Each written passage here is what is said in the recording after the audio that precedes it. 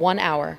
For the purpose of debate only, I yield the customary 30 minutes to the distinguished gentleman from Massachusetts, Representative McGovern, pending which I yield myself such time as I may consume. During consideration of this resolution, all time yielded is for the purpose of debate only. Madam Speaker, I ask unanimous consent that all members have 5 legislative days to revise and extend their remarks. Without objection. Madam Speaker, I ask unanimous consent to amend the pending resolution with an amendment that I have placed at the desk. The clerk will report the amendment. Amendment offered by Mr. Massie of Kentucky. Strike Section 4 of the resolution and redesignate the subsequent section accordingly. Without objection, the resolution is amended. The gentleman is recognized. The gentleman from Kentucky is recognized. I thank the Speaker. Last night, the Rules Committee met and reported House Resolution 199, providing for consideration of 3 measures, H.R. 140, H.J. Res. 27, and S. 619. The rule provides for H.R. 140 to be considered under a structured rule with 1 hour of debate equally divided and controlled by the chair and the ranking minority member of the Committee on the Oversight and Accountability, or their designees. The rule further provides for consideration of H.J. Res. 27 under a closed rule with 1 hour of debate equally divided and controlled by the chair and ranking minority member of the Committee on Transportation and Infrastructure. Additionally, the rule provides for consideration of Senate 619 under closed rule with 1 hour of debate equally divided and controlled by the chair and ranking minority member of the Select Committee on Intelligence. Finally, the rule postpones the vote on a potential veto message from the President on H.J. Res. 30 until the legislative day of March 23rd.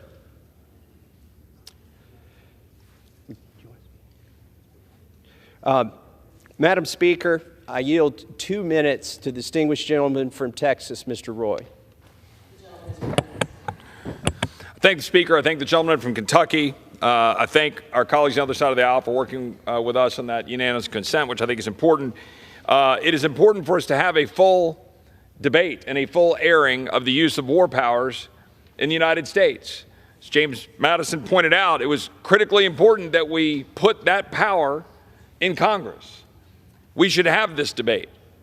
If we're going to have troops in Syria, this body, this House of Representatives, this Congress ought to speak to it.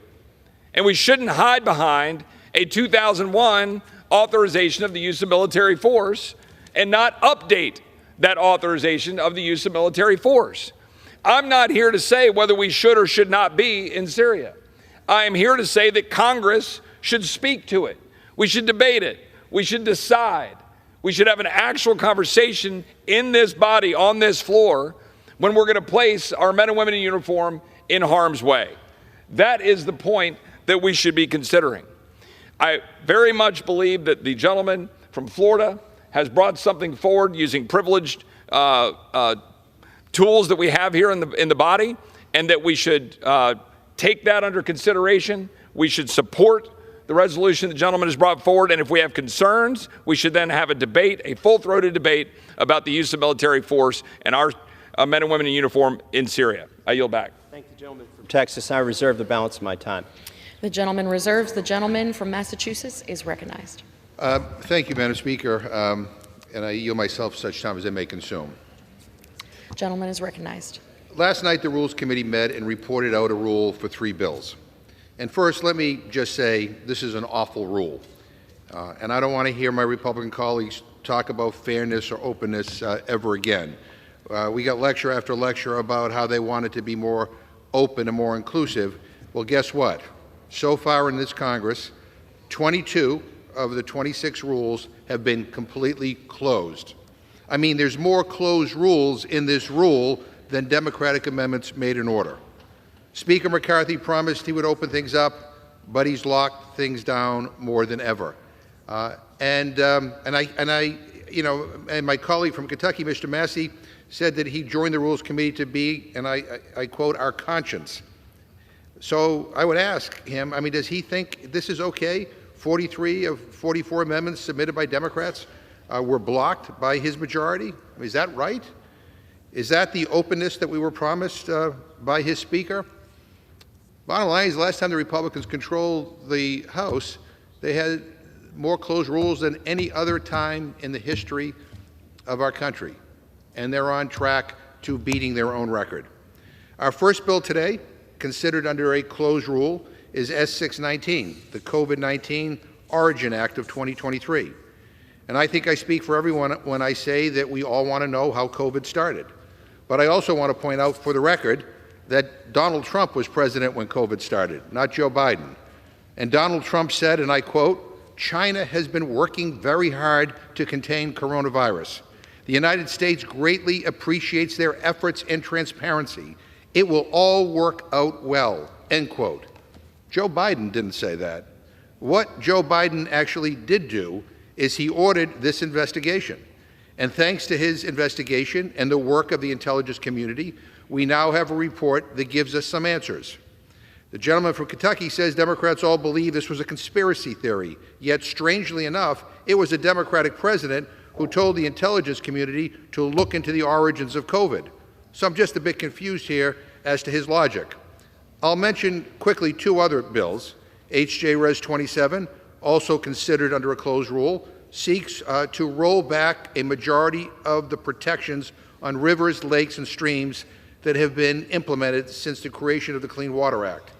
And I find it particularly ironic that Republicans go to East Palestine, Ohio, saying, "We stand with you, we're with you," while here in Congress they're passing a bill that makes it easier for the company that dumped toxic waste into their rivers to get off scot-free.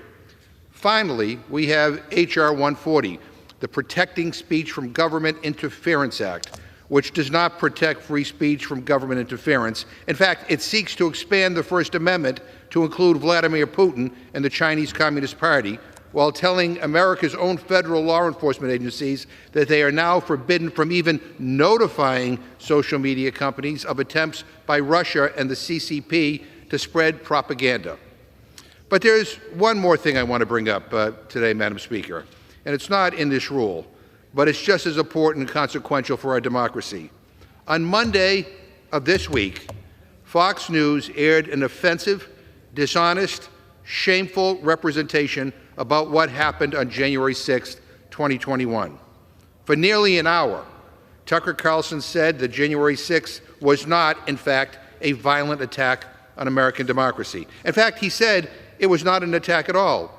He called it a, quote, peaceful sightseeing day, downplayed what happened, tried to sanitize and gloss over the first responders who were attacked and died, called the people attacking our Capitol police officers, and I quote, meek, ran interference for a racist mob that came into these halls that day to overturn an election.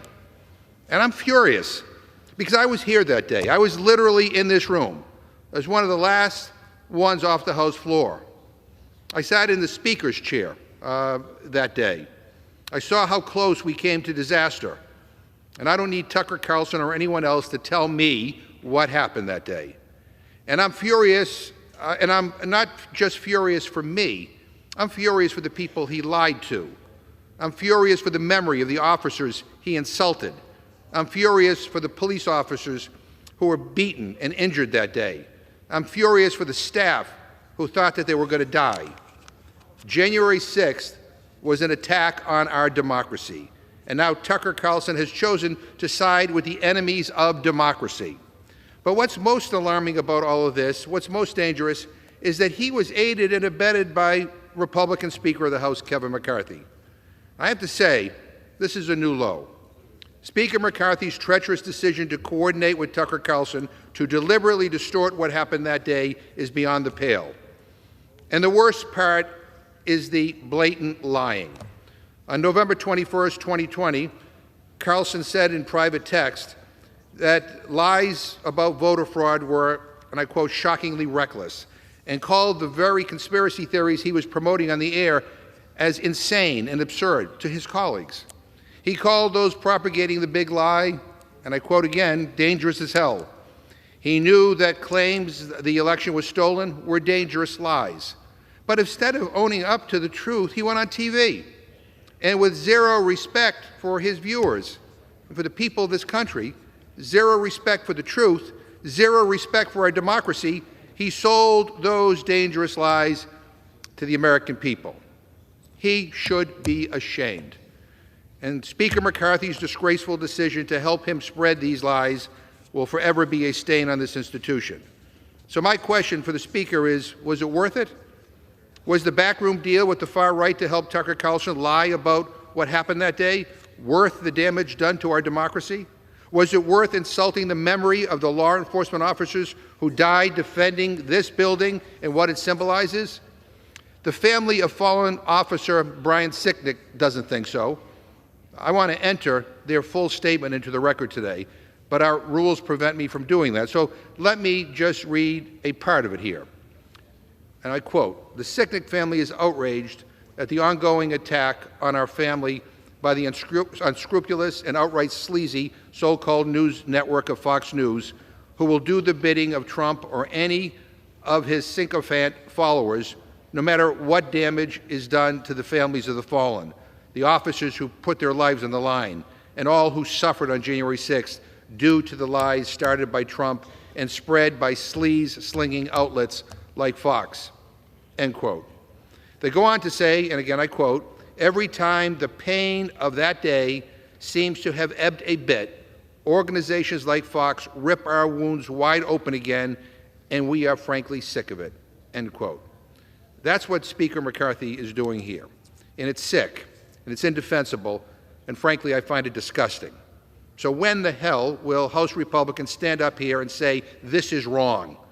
At least some Senate Republicans, to their credit, have actually denounced Carlson's lies. Senator John Kennedy said, and I quote, "I was here. It was not peaceful. It was an abomination."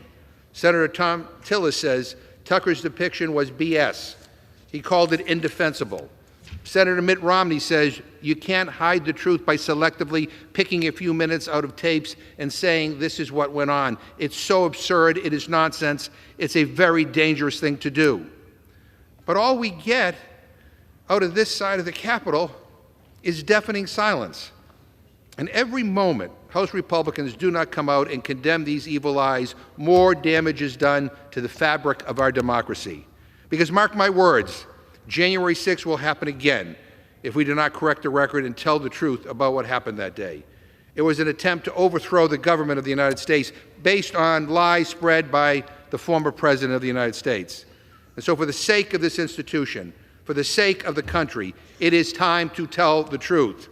And for my Republican colleagues, it is time for you to condemn these lies. And with that, Madam Speaker, I reserve my time. The gentleman from Massachusetts reserves. The gentleman from Kentucky is recognized.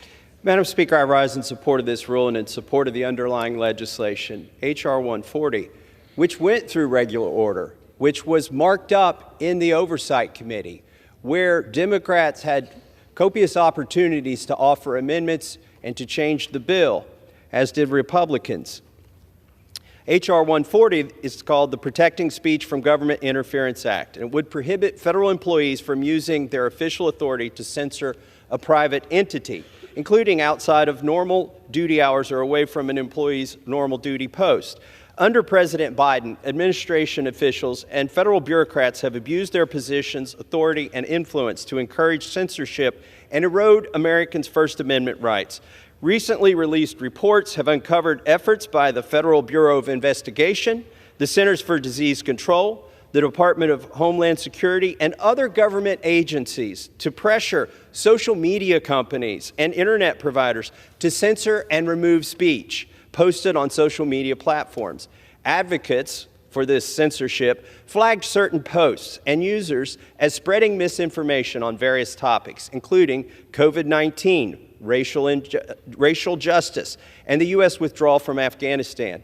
Executives at Facebook and Twitter have admitted that prior to the 2020 presidential election, after warning from the FBI, they censored the sharing of news regarding Hunter Biden's laptop leak, which has since been proven true. It was not a Russian disinformation campaign. Even former White House Press Secretary Jen Psaki, during a July 2021 press briefing, called on Facebook to ban specific accounts from its platform. Congress should recognize that the biggest spreader of misinformation over the last several years, whether it's been about elections or about COVID, has been the federal government. The censorship must stop. Congress must restore constitutional protections enshrined in the First Amendment. H.R. 140 and the amendments that are pending votes here as well are critical to ensure that government officials can never again promote censorship and pressure private entities to suppress Americans' First Amendment rights. Additionally, the rule before us provides for consideration of H.J. Res. 27, a resolution providing for congressional disapproval under Chapter 8 of Title 5 United States Code of the rules submitted by the Department of Army Corps of Engineers, Department of Defense, and the Environmental Protection Agency relating to revised definition of waters of the U.S. It's Groundhog Day again in America. Every time the administration changes, this rule changes. The Biden administration's new rule would radically redefine the term waters of the United States to expand the federal government's authority in regulating bodies of water. Specifically, Biden's EPA would expand the term to include impoundments of jurisdictional waters, tributaries, adjacent wetlands, and additional waters. To be clear, what the Biden administration is pushing through here will heap serious burdens on farmers, small businesses, home builders, and rural communities across our country. In 1972, Congress didn't tell the EPA and the Army Corps of Engineers, do whatever you think is necessary to protect water. That's not what the bill said, yet that's what they've taken as their directive. The Clean Water Act was never intended to be applied as broadly as the Biden administration is proposing. Every member of Congress should be concerned about the EPA's attempt to expand its authority over individuals' private property and regulate farms and communities, even those which lie far away from any lakes, rivers, or streams, and very far away from Washington, D.C. Congress has the constitutional authority and responsibility to provide oversight and to review regulations issued by the executive branch. If the executive branch promulgates rules that could overstep their authority, as President Biden is doing here, it is vital that we exercise our oversight authority in Congress. Finally, the rule before us provides for consideration of Senate 619, the COVID-19 Origin Act of 2023, which would finally declassify any information relating to potential leaks between the Wuhan Institute of Virology and the origin of COVID-19. In 2020, at the height of the pandemic, anyone who spoke out questioning whether COVID-19 might have come from the Wuhan lab in China was denounced as a conspiracy theorist, and their words were labeled as dangerous misinformation. People were censored online, their accounts were suspended, and their reputations were damaged for questioning the origins of COVID-19. What's the difference between COVID-19 conspiracy theory and the truth? About 2 years. We've seen them call natural immunity conspiracy theories. We've seen them call people who said that masks don't work a conspiracy theorists. And now we're finding out that all of those conspiracy theorists, so-called, were accurate. Fast forward to today, even the government admits it. The Department of Energy and the FBI have both publicly reported their conclusions that COVID-19 likely emerged as a result of a lab leak from the Wuhan Institute of Virology, a research institute in Wuhan, China, controlled by the People's Republic of China, and ultimately the Chinese Communist Party. And was it funded in part by our government? Yes, it was. This legislation is long overdue and is necessary to expose the truth about the origins of COVID-19. Americans deserve to see the information. President Biden could have released this information at any point. It could have been released a year ago. It could be released today without this resolution. But this resolution is important because the president has not released this information. The last Congress, led by Speaker Pelosi, could have voted to do what we're doing here today. But no, they wanted it to remain hidden from the American public.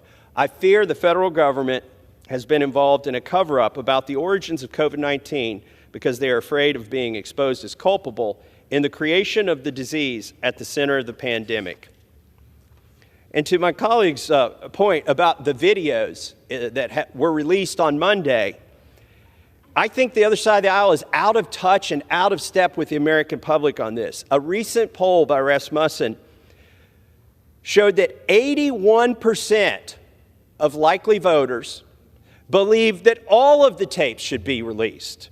The Democrats had 2 years to release these tapes, but 81% of voters believe that. Is that just Republicans? No, 86% of Republicans, and 78% of Democrats, they're out of step with their own party, believe that these videotapes should be released because Americans deserve to know the truth, and the defendants in these trials deserve to have the evidence they need to present their defense. I urge my colleagues to support this rule and reserve the balance of my time. The gentleman from Kentucky reserves. The gentleman from Massachusetts is Madam recognized. Speaker, I want to put a few things on the record, if I could. I would like to ask unanimous consent to insert into the record a USA Today piece entitled "Fact Check: COVID-19 Vaccines Primarily Designed to Prevent Serious Illness and Death." Without objection. I ask unanimous consent to insert in the record an AP News article entitled "Ex-Twitter Execs Deny Pressure to Block Hunter Biden Story." Without objection. Madam Speaker, Twitter itself is saying the government isn't telling them to suppress anything. This is yet, unfortunately, just another Republican conspiracy theory. And I would like to ask unanimous consent to insert into the record an article from The Hill entitled "Trump Officials Roll Back Obama Oil Train Safety Rule." Madam Speaker, on February 3rd, 2023, a train with 38 cars derailed in East Palestine, Ohio. And the full devastating aftermath of that tragedy is ongoing. The affected community needs answers and change to make sure that something like this does not happen again.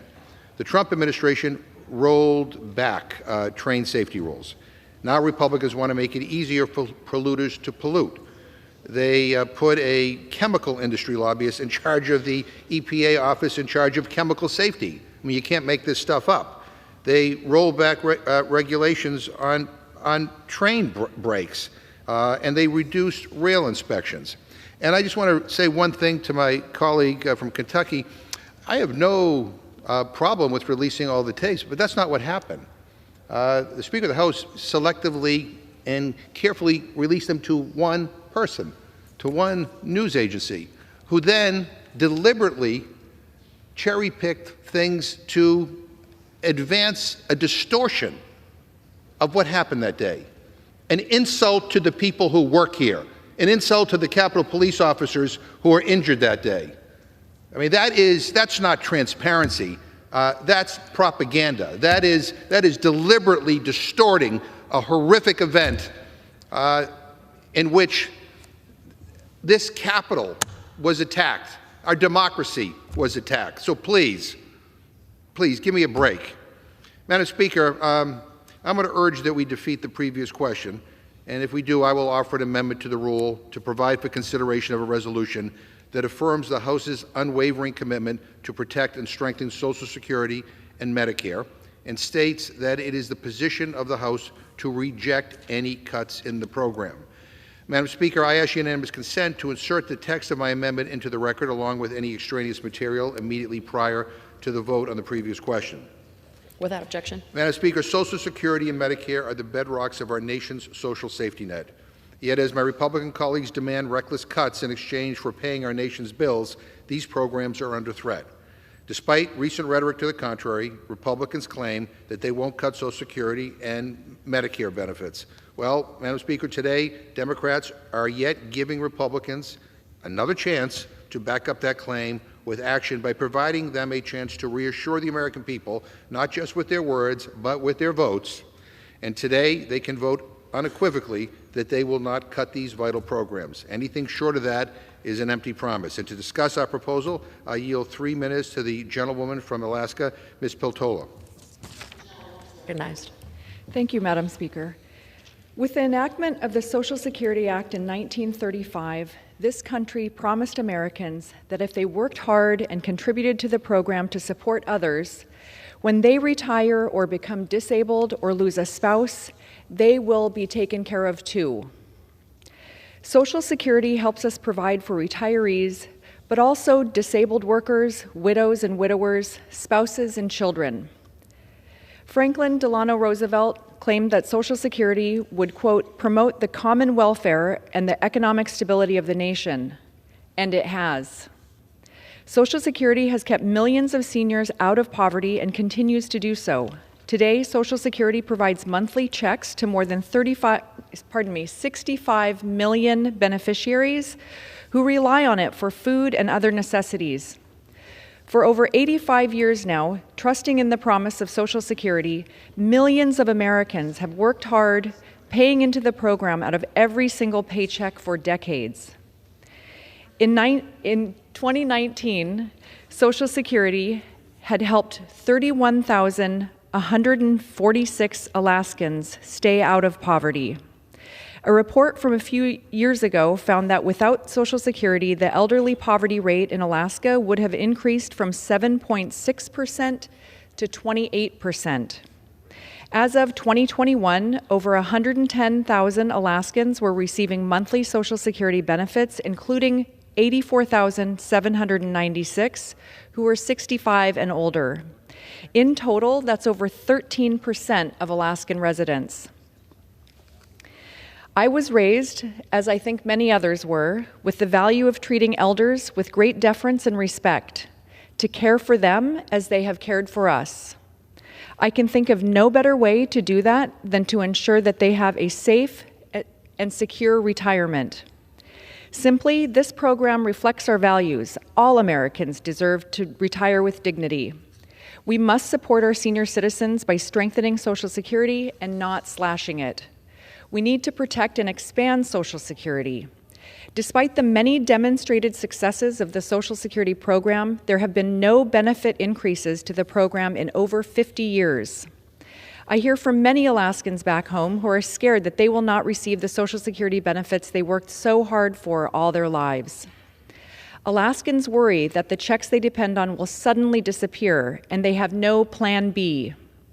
They count on receiving this earned benefit that they rely on to pay for essentials like heating. My own monthly heating bill in my hometown of Bethel, Alaska is over $1,000 a month, and my understanding is that is a low bill.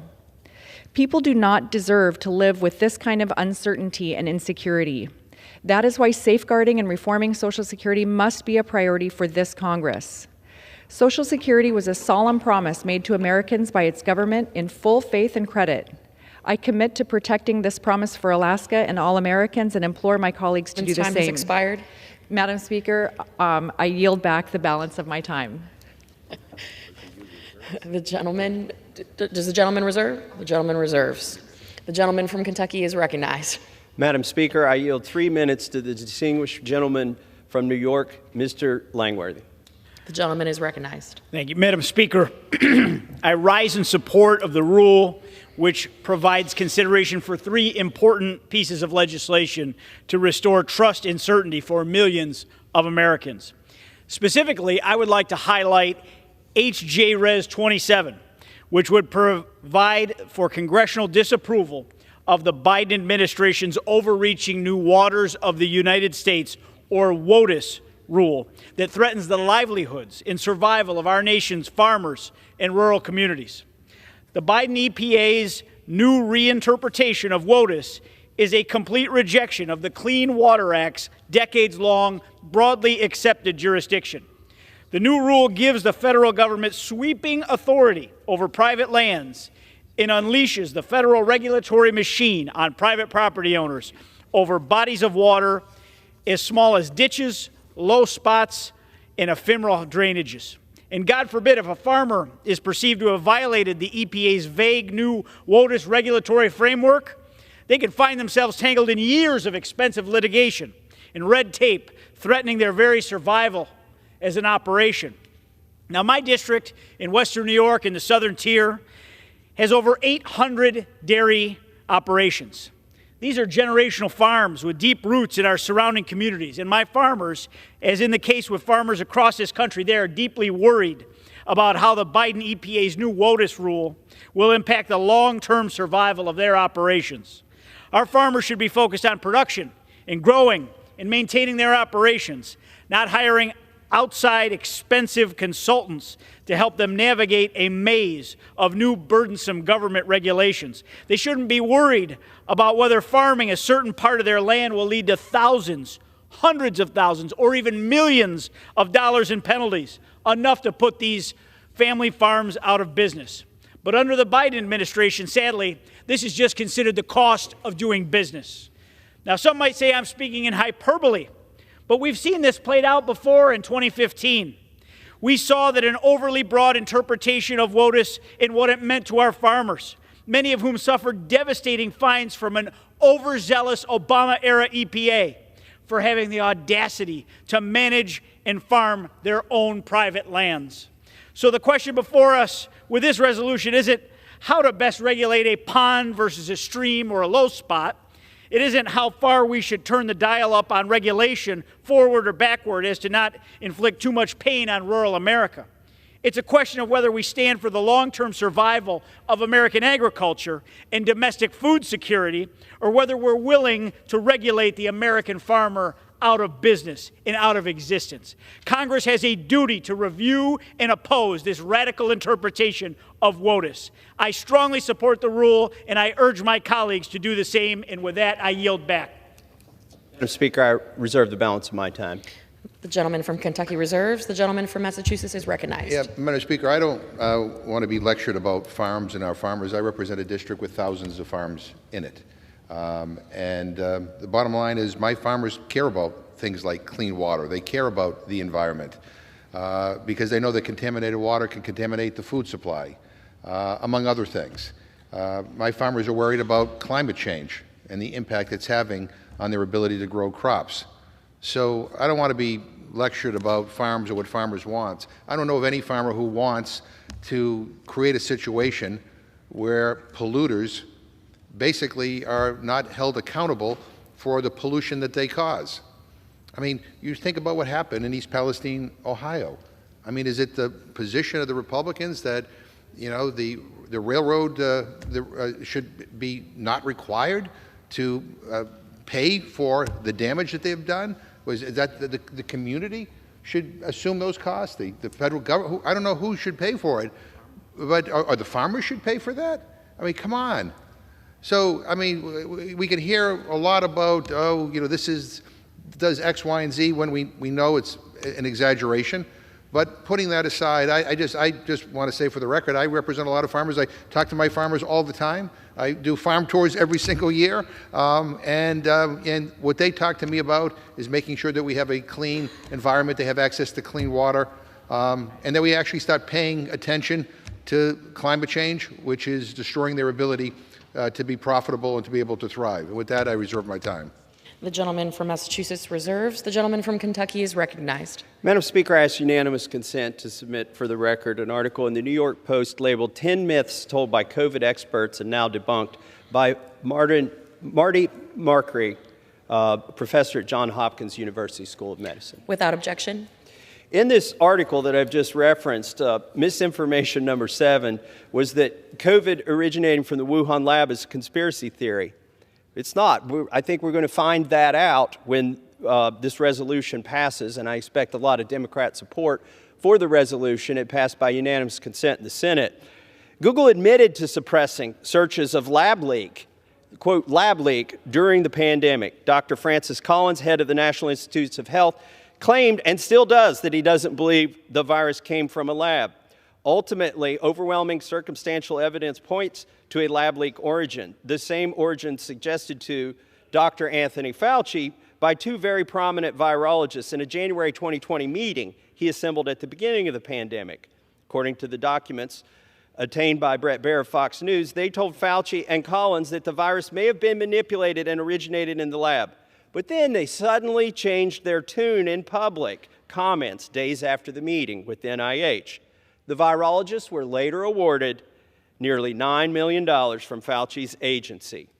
Maybe this is why we're not getting the truth yet, but we will get the truth if this rule passes and then the subsequent Senate 619 passes here in the House, and I think it's very important. With that, I reserve the balance of my time. The gentleman from Kentucky reserves. The gentleman from Massachusetts is recognized. Madam Speaker, I don't think there's any controversy over the bill to make as much of the classified report unclassified that is possible. There's no controversy over that. But I want to make sure people understand, like who's responsible for actually doing the investigation. It was Joe Biden, not the previous president. And I want people to remember what the previous president said. On January 24th, 2020, Donald Trump said, quote, "China has been working very hard to contain the coronavirus. The United States greatly appreciates their efforts in transparency. It will all work out well. In particular, on behalf of the American people, I want to thank President Xi." I mean, really? And then on February 7th, 2020, Trump said, "I just spoke with President Xi last night, and you know, we're working on the problem, the virus. It is a very tough situation, but I think he's going to handle it. I think he's handled it really, really well. We're helping wherever we can." And then on February 7th, he said, "Just had a long and very good conversation on the phone with President Xi of China. He's a strong, sharp, and powerfully focused on leading the counterattack on the coronavirus. He feels they are doing very well, even building hospitals in a matter of only days. Great discipline is taking place in China as President Xi strongly leads what will be a very successful operation. We are working closely with China to help." Then he also said, "Late last night, I had a very good talk with President Xi, and we talked about mostly the coronavirus. They're working really hard, and I think they are doing a very professional job. They're in touch with the World Organization, CDC also. We're working together, but World Health is working with them. CDC is working with them. I had a great conversation last night with President Xi. It's a tough situation. I think they're doing a very good job." Then he said on February 10th, "I think China is very, professionally run in the sense that they have everything under control," Trump said. "I really believe they are going to have it under control fairly soon. And in April, supposedly it dies with the hotter weather. And that's a beautiful date to look forward to. But China, I can tell you, is working very hard." On February 13th, he said, "I think they've handled it professionally, and I think they're extremely capable, and I think President Xi is extremely capable, and I hope that it's going to be resolved." On February 23rd, President Trump said, "I think President Xi is working very, very hard. I spoke to him. He's working very hard. I think he's doing a very good job. It's a big problem, but President Xi loves his country. He's working very hard to solve the problem, and he will solve the problem okay." And then on February 29th, he says, "China seems to be making tremendous progress. Their numbers are way down. I think our relationship with China is very, very good. We just had a big trade deal. We're starting on another trade deal with China, a very big one, and we've been working very closely. They've been talking to our people. We've been talking to their people and having to do with the virus." And I asked unanimous consent to insert into the record an article from Politico entitled, "15 Times that Trump Praised China as Coronavirus Was Spreading Across the Globe." Without objection. Madam Speaker, I just want to remind my Republican colleagues that the leader of their own party repeatedly applauded China during the peak of the pandemic.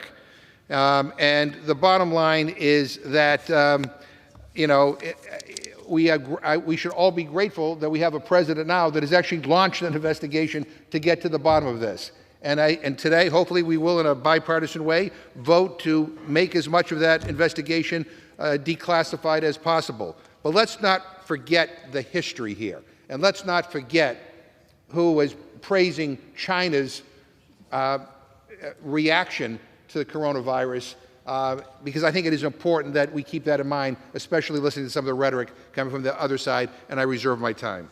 The gentleman from Massachusetts reserves. The gentleman from Kentucky is recognized. Although it's not the subject of today's resolution or any of the bills covered by this resolution, the Democrats just can't avoid talking about the release of the January 6 videos. They keep going back to it during this debate. I want to remind them that 78% of Democrats out in America support the release of all of these videos. Now, the fact that they're apoplectic about the few minutes of video that Tucker Carlson released on Monday shows that Tucker Carlson is over the target. For 2 years, they've been selectively releasing information and videos to set a narrative. And in just a few minutes, the entire narrative was challenged. I say it collapsed under the scrutiny, under the review of just a few minutes of undoctored video that came from this body. So I applaud Tucker Carlson for releasing that. The American people are right. And the Democrats, if they're so upset that only a few of these videos were released, I would remind them that they were able to release these at any point in the past. Moving on to something that is the subject of this resolution, I want to talk about the repeal of Joe Biden's 2023 WOTUS ruling, Waters of the U.S. ruling.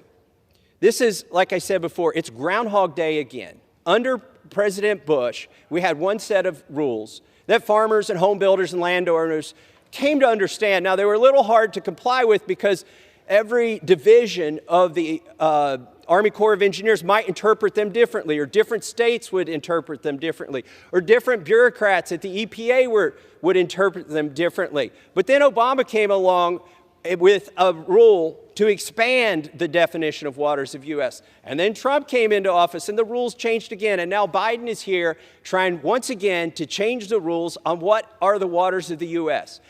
The farmers and home builders I talk to, they don't say we don't want any regulations. Nobody in this body has said no regulations is what we want. The question is, give us clear, precise, understandable regulations we can follow that do not change. And frankly, those should be written by Congress. They shouldn't be made up by every administration that comes into power, yet that's what we're doing, or that's what's happened. Today, we're talking about repealing those onerous changes and unclear changes. For instance, Susan Bodine testified in front of the Transportation and Infrastructure Committee this year on this topic, and she talked about the significant nexus test that they apply in WOTUS 2023, Waters of the U.S., to support expanded jurisdiction under this rule. The agencies now claim that isolated water can affect the biological integrity of navigable water. What does that mean? If you have a puddle of water that a bird lands in and drinks from and takes some seeds or some larvae, and when it drinks and then it flies to a river and deposits it in its bird droppings, or maybe as it flies over the river and it doesn't even visit the river. But if there's any kind of biological connection, and as we found, everything is biologically connected on this planet, if there's any biological connection that they can establish between a puddle of water on your property and a navigable water, then they say this is now covered under waters of the U.S. This is ridiculous. This is ridiculous. The only certainty that our farmers and our landowners are going to get from Biden's 2023 WOTUS rule is the certainty that if a raindrop has fallen on your property, a government agent will show up someday and tell you what you can and can't do with that property under this rule. So that's why it's important for us to repeal that, and that's why this resolution is so important. And I reserve the balance of my time. The gentleman from Kentucky reserves. The gentleman from Massachusetts is recognized. Madam Speaker, this is the second time the gentleman has said that all the tapes of what happened on January 6th were released. Maybe he can tell us where can the general public find them? I mean, how do they get access to them? I'm yield, yeah. I never said that. I said you could have released them. Well, no, you said that I would claim my time. Madam Speaker, the gentleman said that all the tapes had been released. The only person who got the tapes was a political hack at Fox News who used them to distort the reality and the truth and to insult the service of the people who work up here, including our Capitol police officers. And I'm for releasing as much as can be released so long as it doesn't violate any kind of security protocols. But let's listen to what the U.S. Capitol Police Chief said in response to Tucker Carlson's coverage of January 6th. He said, last night, an opinion program aired commentary that was filled with offensive and misleading conclusions about the January 6th attack. The opinion program never reached out to the department to provide accurate context. One false allegation is that our officers helped the rioters and acted as, quote, tour guides. This is outrageous and false. The department stands by the officers in the video that was shown last night. I don't have to remind you how outnumbered our officers were on January 6th. Those officers did their best to use de-escalation tactics to try to talk rioters into getting each other to leave the building. The program conveniently cherry-picked from the calmer moments of our 41,000 hours of video. That commentary fails to provide context about the chaos and violence that happened before or during these less tense moments. Finally, the most disturbing accusation from last night was that our late friend and colleague Brian Sicknick's death had nothing to do with his heroic actions on January 6th. The department maintains, as anyone with common sense would, that had Officer Sicknick not fought valiantly for hours on the day he was violently assaulted, Officer Sicknick would not have died the next day. And as some people select from 41,000 hours of video clips that seemingly support their narrative they want to push, those of you who were here on January 6th, those of you who were in the fight, those of you who ensured that no member of Congress was hurt, those of you who contributed to the effort to allow this country's legislative process to continue, know firsthand what actually happened. And I would just simply say, Madam Speaker, if we want to make sure that we do not see another January 6th ever occur again in our country's future, well, then we all ought to speak with one voice and condemn what happened that day and characterize it for what it was, an attack on our democracy. And I reserve my time. The gentleman from Massachusetts reserves. The gentleman from Kentucky is recognized. Well, I surely didn't expect this to turn into a debate on the January 6 videotapes, or to hear the Democrats propose that it sounds like they're in favor of all of the tapes being released instead of just some of them. I think if the gentleman will review the transcript, and I could be wrong, but I think he'll find out that I said Tucker Carlson only released a few minutes of that, and those few minutes were able to destroy the narrative that had been constructed over 2 years. But if the gentleman cares to answer a question, maybe we've come to some bipartisan agreement that all of the tapes should be released. Would the gentleman be in favor of?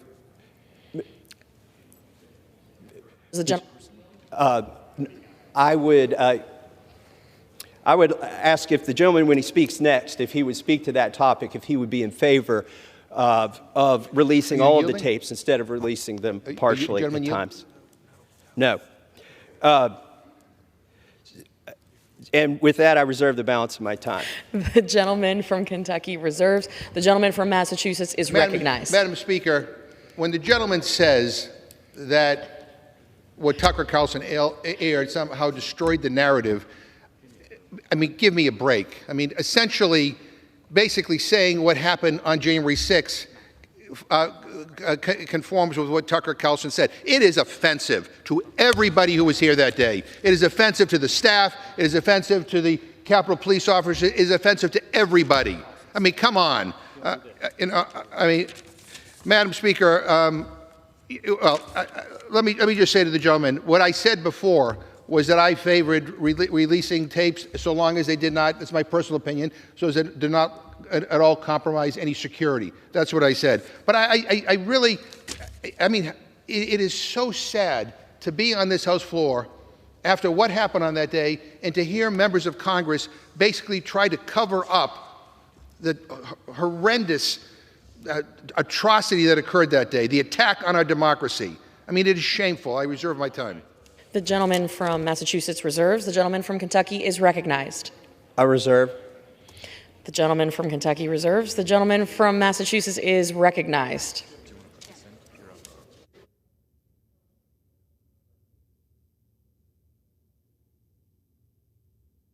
May I inquire of the gentleman how many more speakers he has? Just myself. Are you prepared to close? I'm prepared. Is the gentleman prepared to close? I am. I'm prepared to close. Madam Speaker, how much time do I have remaining?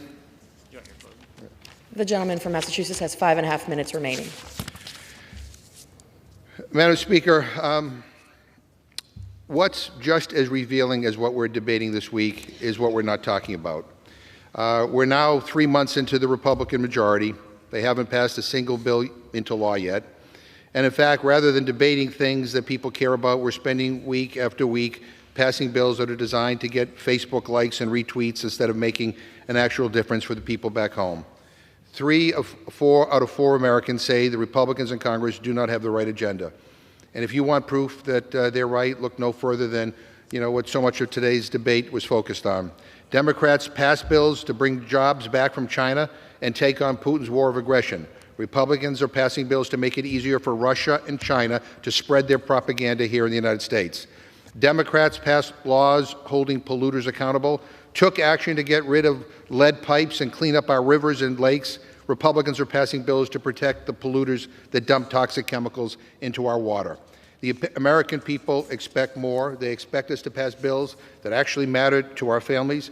Democrats have been putting people over politics to do it. We get stuff done while Republicans are chasing down the approval of hyper-online far right that spends all their time on Twitter trying to own the libs. So that is why I'm asking my colleagues to join me in defeating the previous question so we can get this House on record as saying that we are going to protect Social Security and Medicare. And finally, Madam Speaker, again, the idea that the leadership on the Republican side was complicit with Fox News, with Tucker Carlson, to spread lies and distortions about what happened on January 6th, to insult the service of the brave men and women who protect this building and all of us who are in it, is unconscionable. And I would just like, it would be so refreshing for Republicans to join us in condemning the distortions that were on Fox News. I mean, it is stunning to me that we can't get any of them to condemn. Some of your Senate counterparts did, and I praise them for it, but the silence here is deafening, and it is offensive. It is offensive. And with that, I yield back my time. The gentleman from Massachusetts yields back. The gentleman from Kentucky is recognized.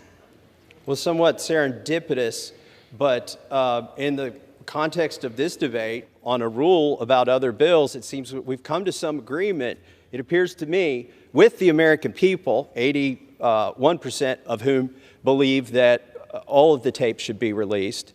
It seems like we've come to some agreement that we'd all be better off if we get to the bottom of the truth and all of the truth comes out and all of the tapes come out so that no one side can distort what actually happened that day. And then let the American people decide.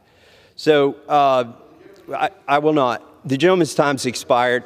So Senate, in the interest of transparency and in the interest of getting back to the subject matter at hand, which are 3 bills covered by this rule, I want to talk about Senate Bill 619, which is so important. It's transparency, and it's the transparency that the American people deserve. It passed by unanimous consent in the Senate.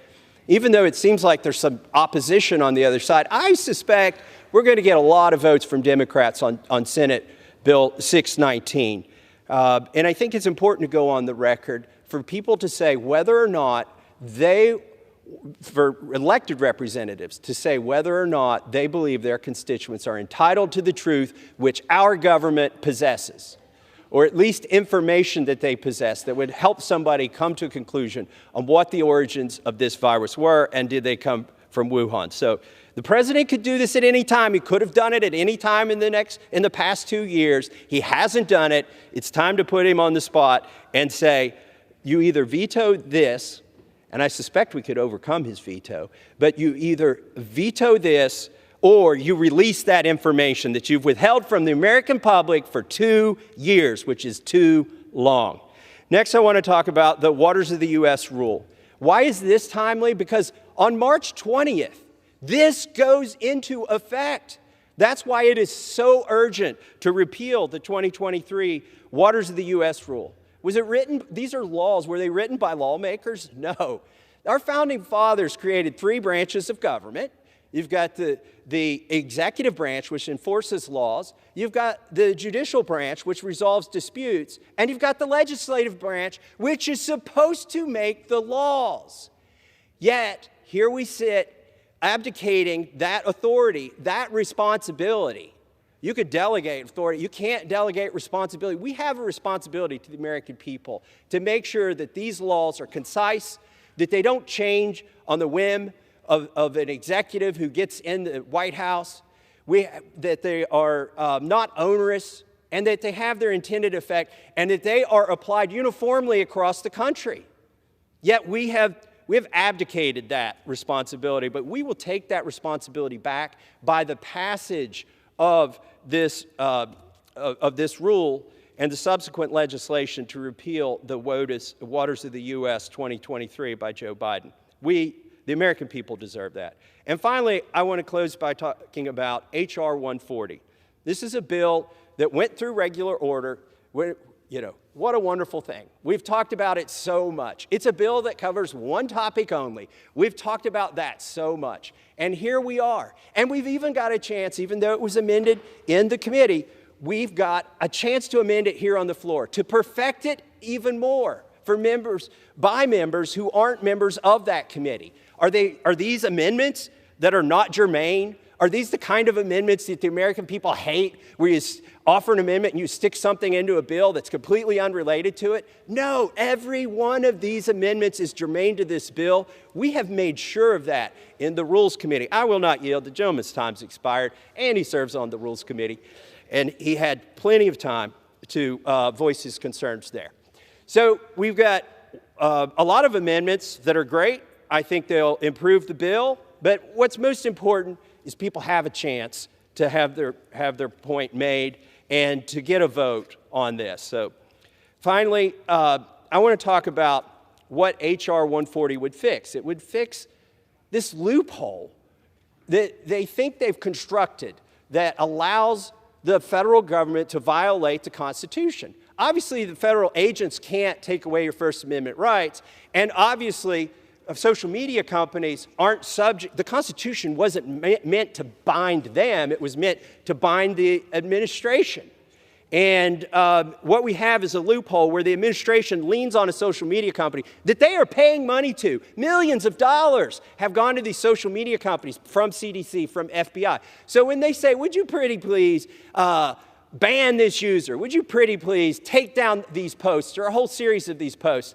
The government doesn't get in line. They've got a back door that they can trot to every day and submit lists of people who they think should be banned because they don't like what they've said.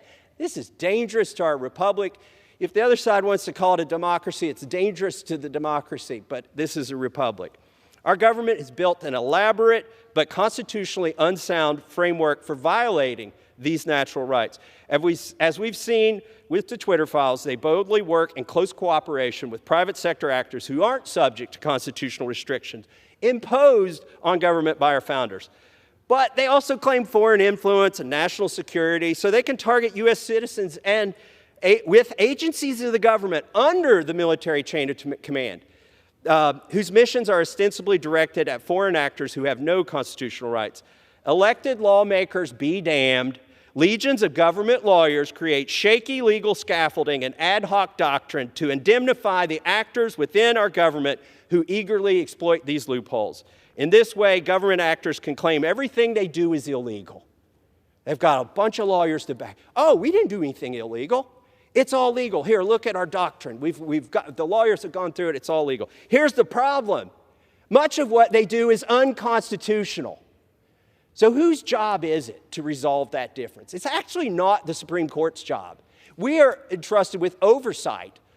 We all here swore an oath to the Constitution. And if we know that authorizations that we've made or that funding that we have appropriated has been twisted in a way to get around the Constitution or to drive through a loophole that some lawyers in the administrative branch have created, then it is our obligation. We owe it to the American people. We swore an oath to the Constitution to fix that.